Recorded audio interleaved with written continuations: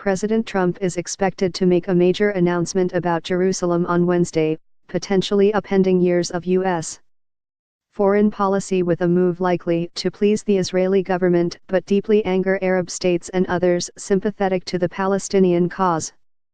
The Palestinian, Jordanian, and Egyptian governments have said that Trump informed them that he intended to move the U.S. embassy in Israel from Tel Aviv to Jerusalem, something he pledged to do while on the campaign trail.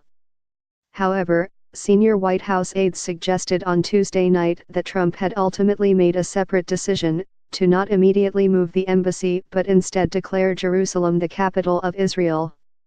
Both of those positions carry with them subtly different implications.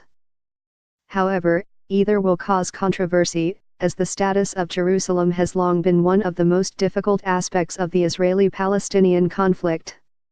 What does it mean if Trump announces that the United States will move the U.S. embassy to Jerusalem? All 86 countries that have embassies in Israel locate them within Tel Aviv. A smaller number, including the United States, operate consulates in Jerusalem.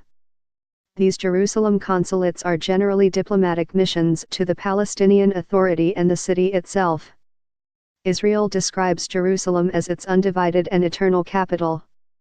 The city has a complicated history, with the Jews who inhabited it during biblical times later largely expelled as the city was under Muslim rule during the Ottoman Empire. During the 20th century, the city changed hands a number of times before Israel captured the eastern part of the city from Jordan following the 1967 war. Today, West Jerusalem is largely Israeli while East Jerusalem is largely Arab. Palestinians see the city as the capital of a future Palestinian state. A number of countries used to have their embassies in the city, but gradually these embassies began to move out after Israel passed a law that declared Jerusalem the united capital in 1980.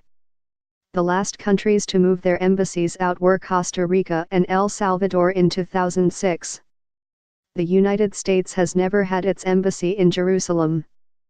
However, in 1995, Congress passed a law that calls for one to be established there.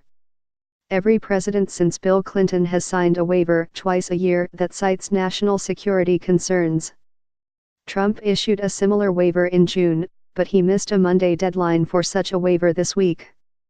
There is a large plot of land in West Jerusalem in Israel where a new embassy could be built. This land is within the 1967 borders, and the United States pays $1 a year to Israel for a 99-year lease on the site. In reality, however, a new embassy may not need to be built. The U.S. government could simply repurpose the consulate in Jerusalem and designate it an embassy, some experts argue. But what does it mean if Trump declares Jerusalem the capital of Israel but doesn't move the embassy? Whether Trump says so or not, to many moving the embassy would be an implicit recognition of Jerusalem as capital of Israel. However, the White House said on Tuesday that the administration is likely to look at another option, leaving the embassy in Tel Aviv but issuing a formal declaration that Jerusalem is Israel's capital.